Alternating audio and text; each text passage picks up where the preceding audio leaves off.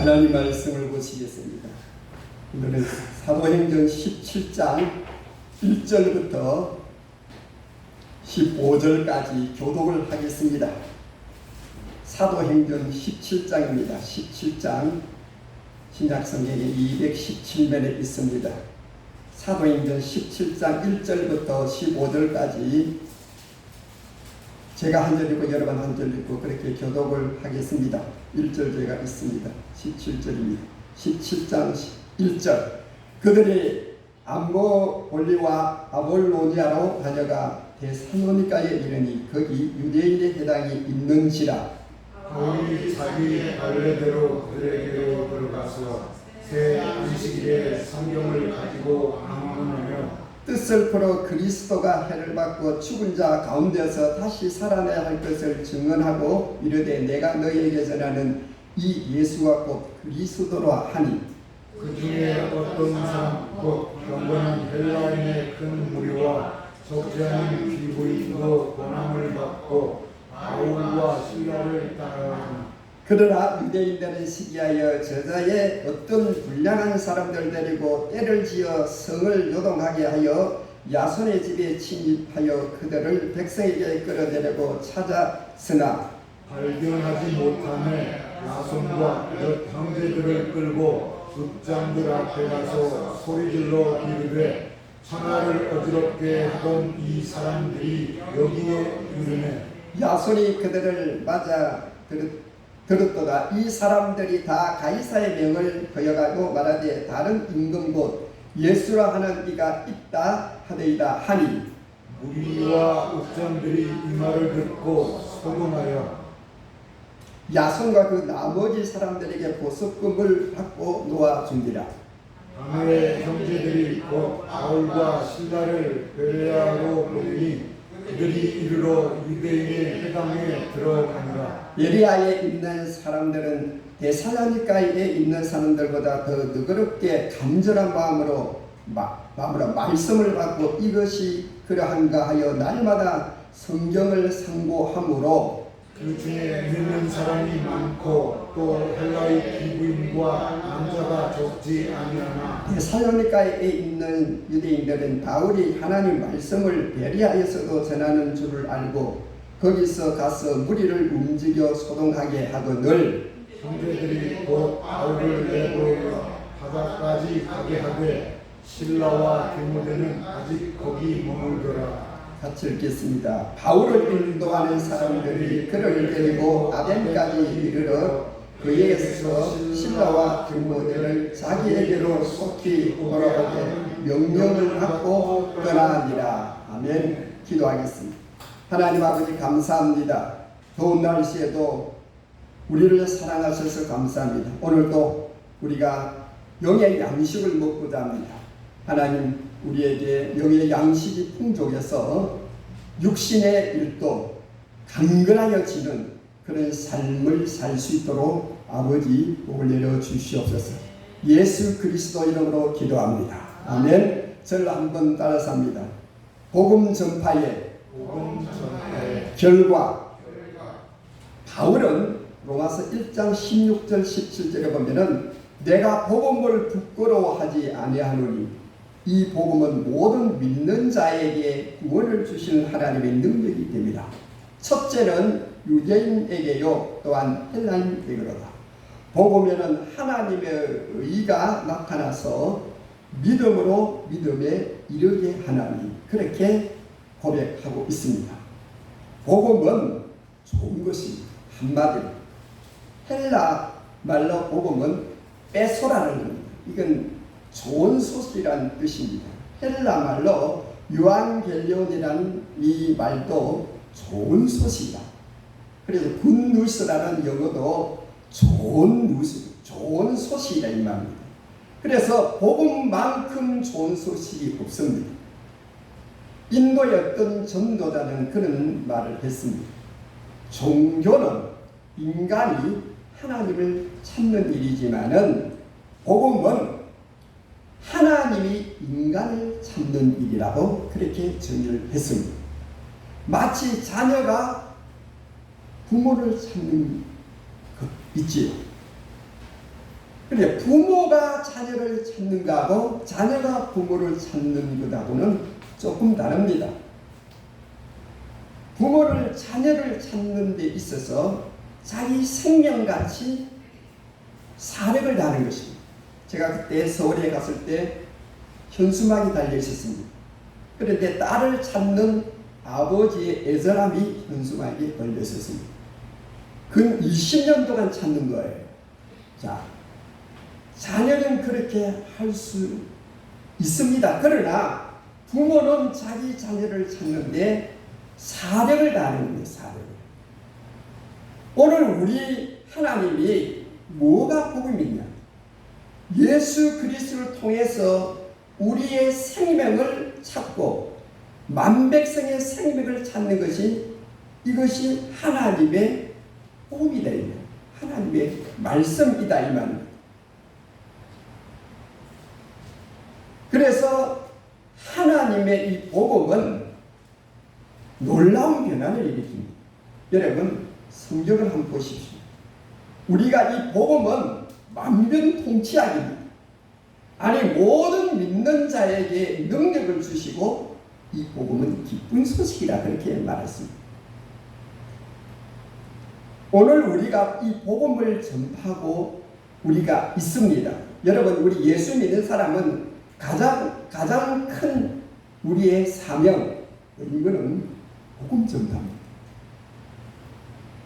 복음의 전파를 우리가 함으로 말미암아 오늘 우리가 하나님 말씀 속에서 복음을 전할 때 바울과 실라가 복음을 전할 때에 어떤 반응이 일어나느냐? 권함을 받고 곧 하나님 말씀을 전할 때 권함을 받고 쫓았더라 그랬어요. 우리가 육지 있을 때, 결석 있을 때 비닐하우스를 치놓고 예배를 이제 교회를 시작했는데 그때 4남매가 찾아왔었습니다. 지금도 교회를 잘 다니고 있습니다. 너희가 찾아왔는데 하나님 말씀을 그때 듣고 계속 하나님을 잘 믿을 뿐만 아니라 충성봉사하고 지금도 그 자녀들이 다 하나님을 잘 믿고 자녀들 낳았습니다. 그들 통해서 그 집안이 한 사람은 그 아들은 지금 스페인가 해서 스페인인가 하고 또 알 하나는 베트남 가서 지금 그 직장 때문에 가 있습니다. 그런데 오늘 하나님 말씀에 바울과 실라가 말씀을 전할 때 고난을 받고 쫓았더라. 바울이 전한 복음을 듣고 이들은 말에 의심 없이 믿었다는 것입니다. 복음을 영접했다는 것은 고난을 받았다는 겁니다. 마음에 다짐했다는 겁니다. 아름답고 귀한 것 아닙니까? 다짐하고 행동화한 것은 큰 은혜입니다. 고난을 듣고 쫓아갔다 이 말입니다. 하나님의 특별하신 은혜이다. 예수님께서 복음을 전할 때 어떤 이들은 길에서 예수님을 쫓았습니다. 고기를 잡다가 그물을 걸어두고 배를 걸어두고 예수님을 쫓은 그런 사람도 있습니다. 여러분 하나님의 말씀에 나의 경험과 지식과 기분으로 판단하면 안 됩니다. 왜? 하나님의 말씀은 하나님의 말씀입니다. 누구의 사람의 말이 아니고 하나님은 전지전능하신 하나님, 무소부지하신 하나님, 창조주 하나님이니까 하나님의 말씀을 듣고 내 지식이나 내 기분으로 판단하면 되는 게 아니라 이 말. 복음은 귀한 것입니다. 여러분 지금도 이 복음에 대해서 반신반의하는 사람들이 많이 있습니다. 그 왜 그러냐? 하나님의 말씀을 듣고 신뢰주의가 있잖아요. 신뢰주의는 뭡니까? 손익계산적인 사람 있잖아요. 하나님의 말씀을 권면 듣고 쫓는 무리가 있습니다. 그러나 하나님의 이 말씀의 위력을 엄청난 사실 아닙니까?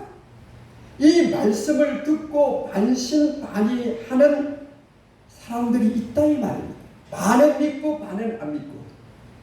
그러면은 그런 사람이 하나님을 믿어서 어떤 역사가 일어나겠습니까?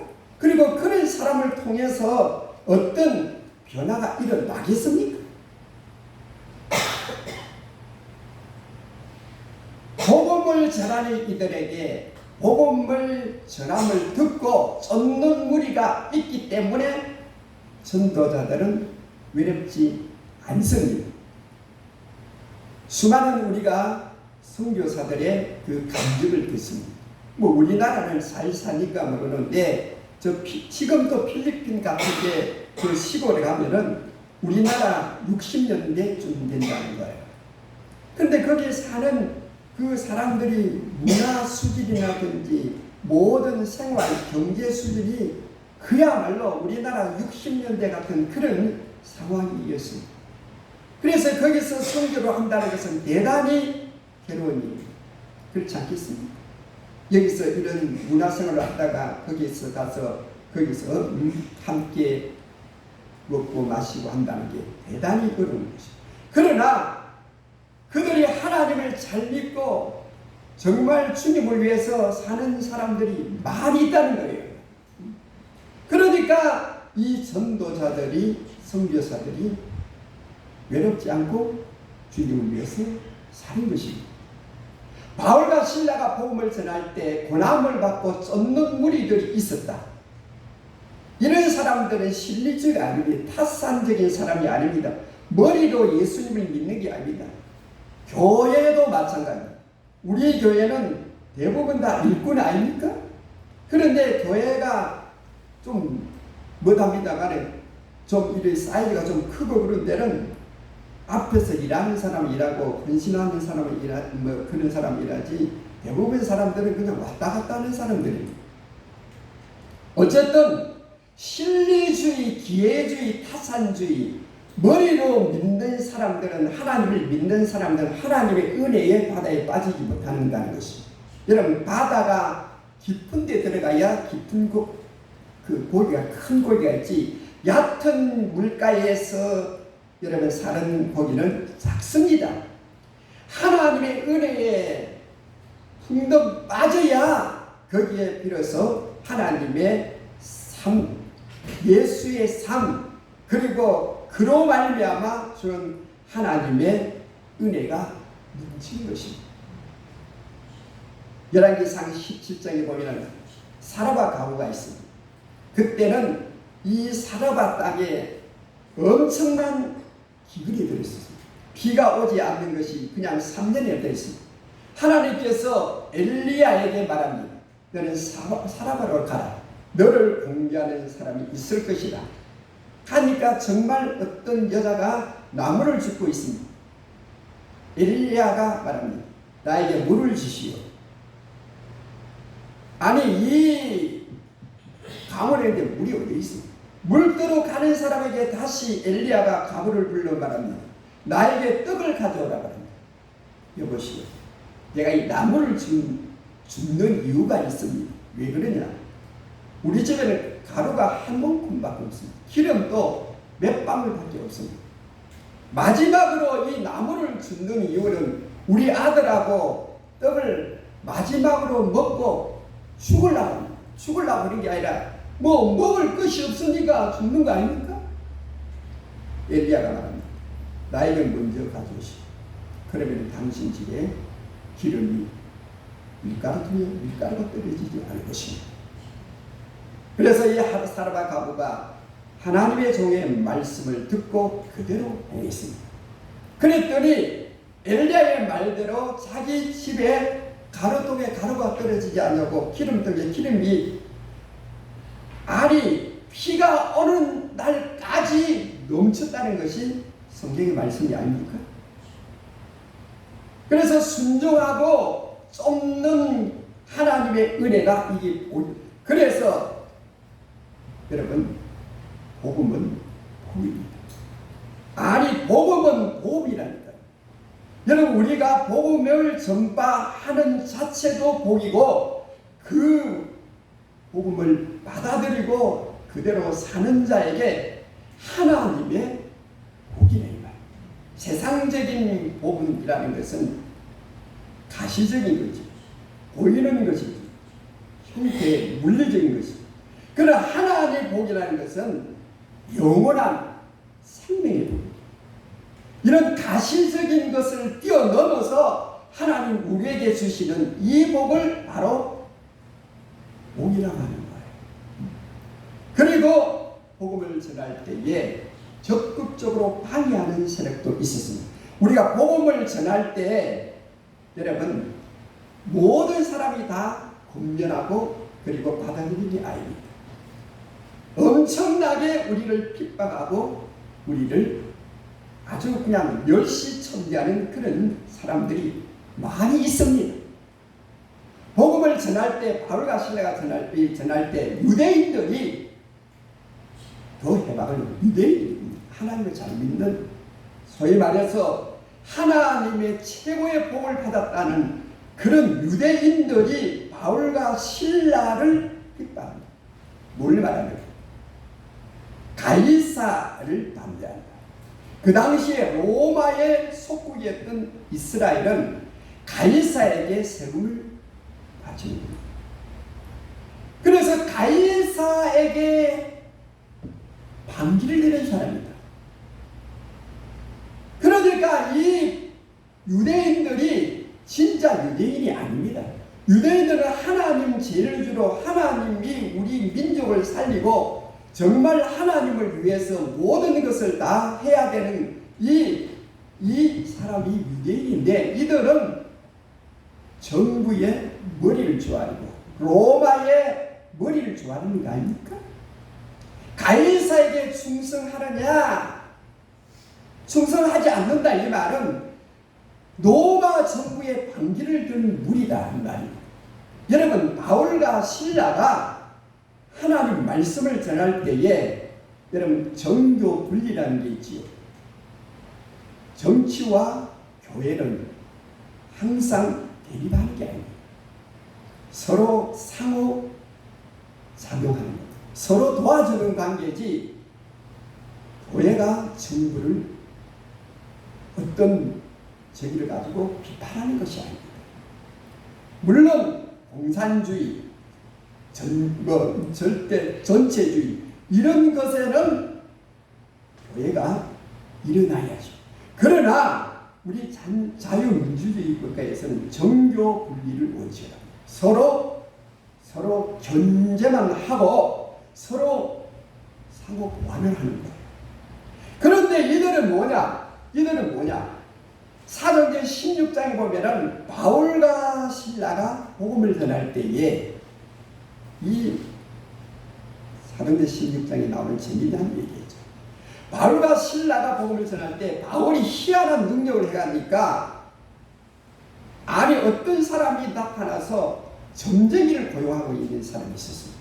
그런데 이 점쟁이를 고용하고 있는 사람이 있었는데 이 사람 귀신 들린 사람이 바울을 자꾸 그냥 괴롭히니까 바울이 복음을 전할 때 괴롭히니까 아니 바울이 하나님의 능력으로 이 소위 말해서 귀신 들린 사람을 아주 그냥 제압을 해버린 거예요. 그러니까 이 귀신 들린 여자가 점괘가 안 나오는 거예요. 점괘가 나와야 귀신 들린 사람을 고용해서 돈 버는 사람이 돈을 버리는데 점괘가 안 나오니까 바울과 실라를 경찰서에 고발을 해버립니다. 그래서 이 경찰들이 바울과 실라를 지하 감옥에 가둡니다. 거기서 얼마나 맞고 얼마나 많은 시련을 당했는지. 여러분 옛날에 2000년 전에 여러분 옥중이라는 게 뭡니까? 바퀴벌레가 우글거리고 쥐가 우글거리고 인권이 있습니까? 인권이 없지요. 그런 데서 얻어맞고 많이 맞고 그런 불결한 곳에서 바울과 실라가 복음을 전하다가 이런 수모를 당했다 이 말이에요. 이 뭐냐? 복음을 전할 때에 이런 박해 세력들이 무수히 많습니다. 지금 중국, 북한, 러시아는 교회를 말삭 정책을 쓰고 있습니다. 왜 그러냐? 교회가 바른 소리를 하면은 사람들이 인권과 자유와 그리고 여러분 뭡니까? 진정한 삶의 거기에 의미가 있습니다. 그리고 부정부패를 할 수가 없습니다. 그러니까 중국은 지금 요새 중국이 있잖아요. 사상이 조금 잘못된 사상을 가진 사람은 다 그냥 군사로 하고 그게 제일 먼저 하는 것이 뭐냐? 바로 교회를 못 쓰게 하는 거죠. 뭐 북한은 이미 다 그랬고 교회가 생기면은 바른 말을 하고 진리를 자유를 진정한 메시지를 전하면은 그들이 여러분 그런 세력을 그런 정치를 할 수가 없기 때문에 러시아도 마찬가지지만 교회 말살 정책을 하는 겁니다. 이게 바로 뭐냐? 복음을 전할 때 이런 이유가 반드시 있습니다. 이걸 우리는 알아야 돼요. 복음을 여러분 전할 때 여러분 사람들에게 전도하고 또 이런 사람 저런 사람에게 전도할 때 여러분 좋은 일만 있는 게 아니고 그냥 막 무식하게 그 사람을 그냥 사람을 전도하는 사람을 욕하고 어떤 사람은 복음을 전하는데 그냥 요 밑에 거기 하북의 밑에 사는 사람은 굉장히 옛날부터 거기서 태어나고 사는 사람. 그런데 우리 육지에서 온 학생들이 복음을 전하니까 그냥 세트 때 물을 그냥 해가지고 그냥 쉐과 그런 일은 아무것도 아닙니다.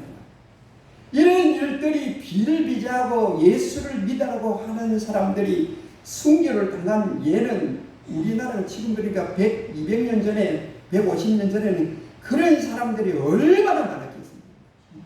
초대교회들은 예수를 믿는 사람들을 여러분 그 광장에 끌어내서 사자의 밥이 되게 하고 사자들이 그 살길을 물어뜯고 산 사람을 기름에다 튀겼습니다.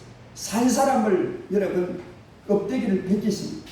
그런 역사가 여러분 오래된 역사가 아닙니다.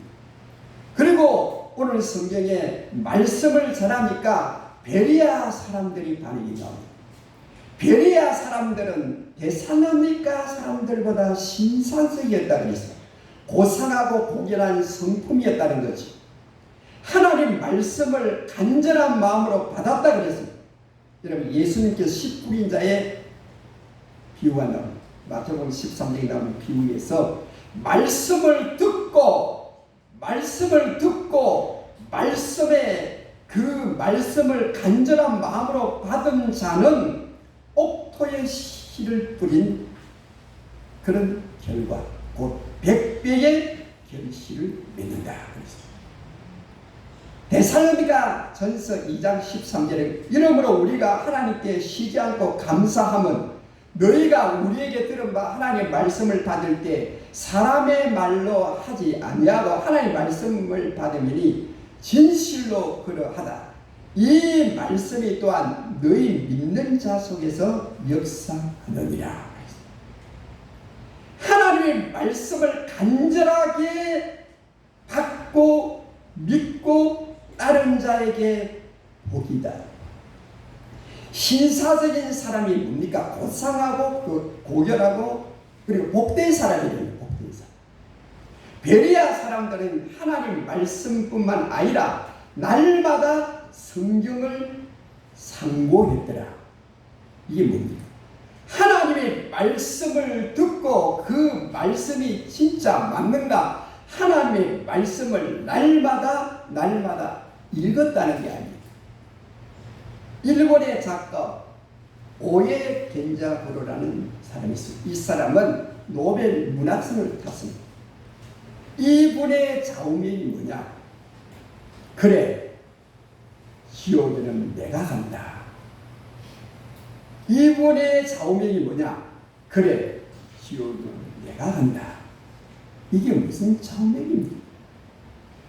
내가 헌신하겠다. 내가 어렵고 힘든 일은 내가 하겠다.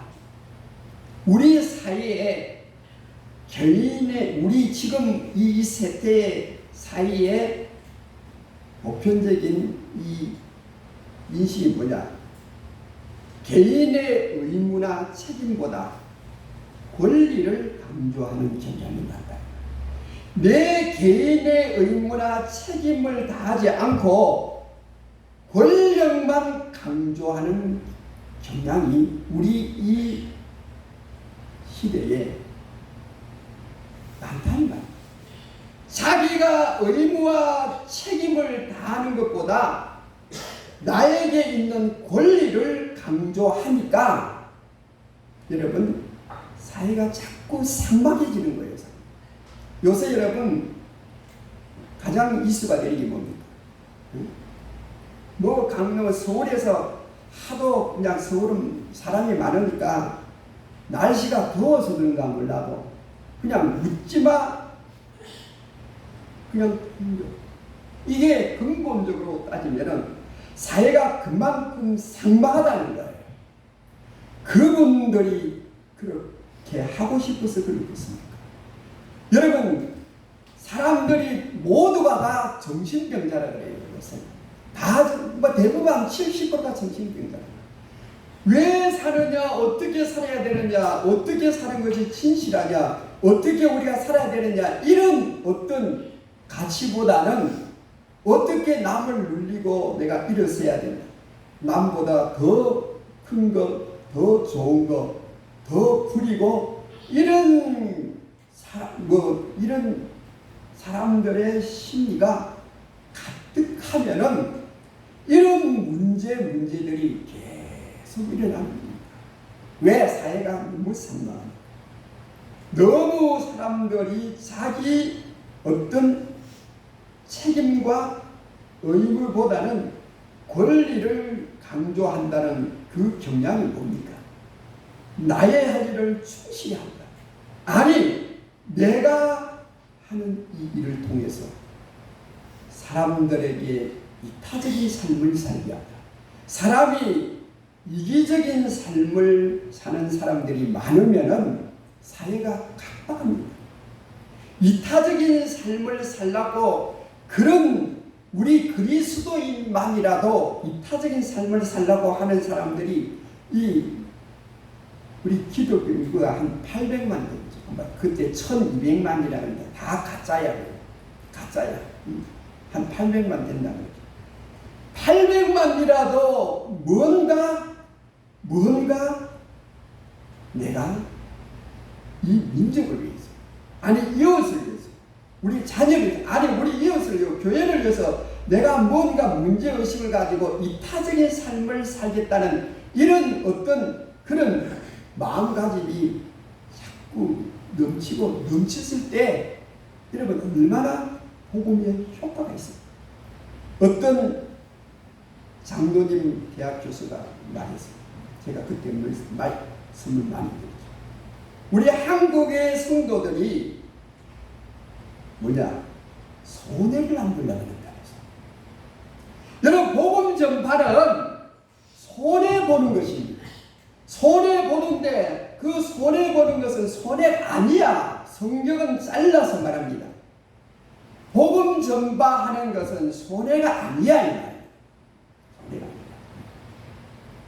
사람들이 예수 믿는 사람들이 조금도 자기에게 손해를 보려고 안 하면은 여러분 교회가 안 됩니다.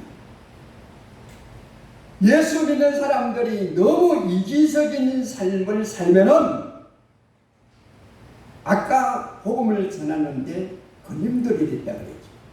네? 바울과 실라가 복음을 전하는데 유대인들이 오히려 걸림돌이 됐다 이 말이 뭡니까? 예수를 믿는다고 하지만 하나님을 믿는다고 하지만 이기주의야. 이기주의. 하나님이 이기적인 하나님입니까? 아니 예수가 이기적이다. 예수입니까?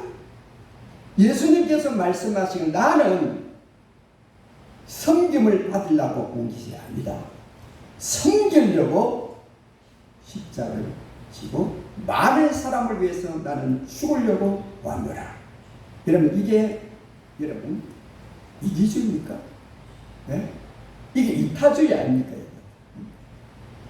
복음을 전할 때 여러분 복음을 전하면 반드시 거기에 따라야 될 것은 바로 이타주의입니다. 이기주의의 반대가 이타주의 아닙니까? 그래야지 예수를 믿는 사람들조차 이기주의의 삶을 살랐고 그렇게 하고 그런 어떤 철학과 그런 좌우명을 가지고 살면은 안 되지요. 그게 바로 여기서 말하는 유대인들이 바울과 실라를 박해하는 거예요. 유대인이 누굽니까? 자기 조상은 아브라함, 자기 조상은 이삭, 자기 조상은 야곱이야. 그렇게 자랑하는 사람들이 오히려 복음을 전하는데 걸림돌이 됐다.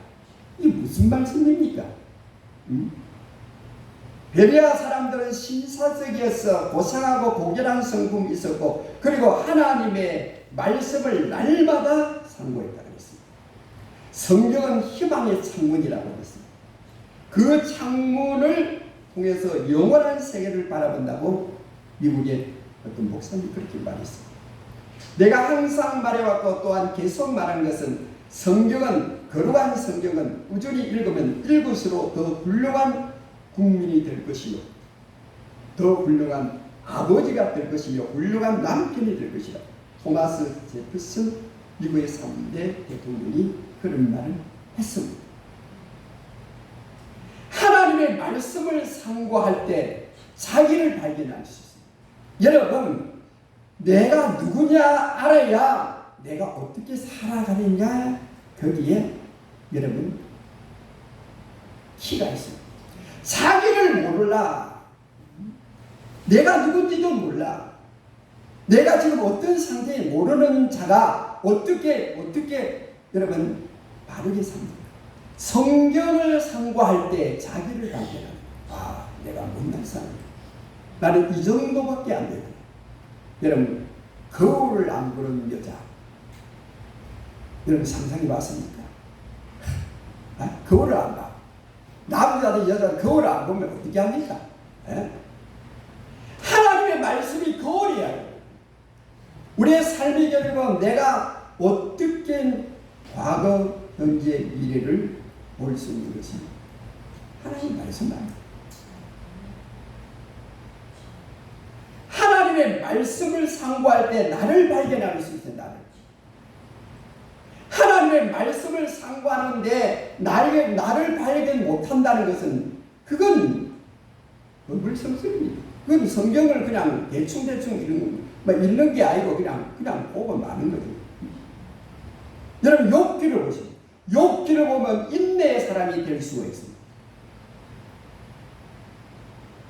유약하고 연약한 사람은 엘리야를 보십시오.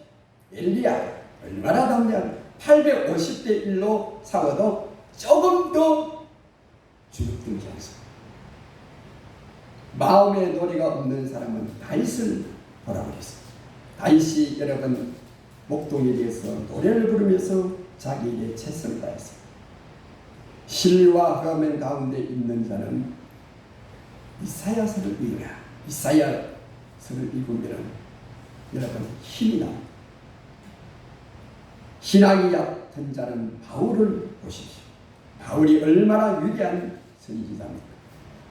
아니라고 적당주의는 야고보서를 읽어보세요. 야고보서는 행동할 거예요. 행동해라. 믿음은 행동해야 되는 거야 라고 말씀하셨습니다. 여러분 장래에 소망이 없는 자는 요한계시록 읽어보십시오. 요한계시록 읽으면은 내 장래에 소망이 있습니다. 내가 지금 어떤 어려움과 어떤 환난이 있어도 요한계시록에는 너는 소망이 있어. 예수를 믿는 한 절대 소망이야. 이걸 말씀하는 게 아닙니까? 여러분, 복음을 전파할 때 위대한 결과다. 여러분, 이 복음이 진짜 복된 소식, 진짜 복된 소식. 우리에게 생명이고 하나님의 생명이고 하나님 예수님과 함께 우리는 여러분 상속자가 되는 게 이 복음의 결과요. 복음을 받아들이고 예수를 믿음으로써의 결과 아닙니까? 그런데 이 복음의 위대한 역사를 여러분 나만 혼자 그걸 여러분 가져가고 있습니까? 가장 가까운 사람에게 여러분 복음을 전파해야 돼요. 가장 가까운 사람에게 내가 믿는 하나님을 전파해야 합니다. 이게 여러분 하나님의 명령입니다. 하나님의 명령, 의무입니다. 그래서 저는 나중에 은퇴하고 나면은 아주 적극적으로 우리 형제, 우리 처갓집 형제를 위해서 아주 그냥 도시락을 사고 다니면서 복음을 전하고 아주 끈질기게 그냥 니 죽고 나 죽고 니 사고 나 사고. 이게 뭐냐? 복음 전파는 결과가 절대 아닙니다. 이건 절대입니다. 사람은 절대라는 말을 쓰면 안 됩니다. 그러나 복음 전파 결과는 여러분 복됩니다. 여러분 복음을 전해서 하나님의 생명을 얻고 예수님과 함께 상속을 받는다. 하나님의 나라를 상속을 받는다니까요. 이게 얼마나 큰 위대한 일입니까? 세상에 여러분 몇 주를 상속을 받아도 여러분 그건 여러분 살같이 지나가요. 살같이. 우리 여러분들 복음 전파의 결과 여러분 놀라운 역사입니다. 놀라운 역사가 여러분 바울이 복음 전파를 유럽에 가서 했었어요. 유럽이 여러분 어떻게 됐습니까? 유럽이 선진국 아닙니까? 멋있는 나라 아닙니까? 예? 여러분 오늘 우리가 복음을 전파하는 복음의 결과를 여러분 꼭 체험하십니다. 여러분 결과 좋습니다. 하나님의 말씀의 결과, 그 말씀을 믿고 하나님의 말씀을 읽고 그 말씀에 의해서 살면은 여러분 반드시 복을 받습니다. 아니면 반드시 복을 받는 절대 복을 받는 여러분 되시기를 주님의 이름으로 축복합니다. 기도합니다. 하나님 아버지 감사합니다. 복음의 결과는 위대한 것입니다. 복음의 결과는 사람을 살리는 것입니다. 복음의 결과는 절대적인 축복. 우리는 이 말씀을 믿고 이 말씀을 따라 정말 복음의 전파자, 복음으로 말미암아 승리하는 우리의 삶이 될 수 있도록 하나님 복을 내려 주시옵소서. 예수 그리스도 이름으로 기도합니다. 아멘. 찬송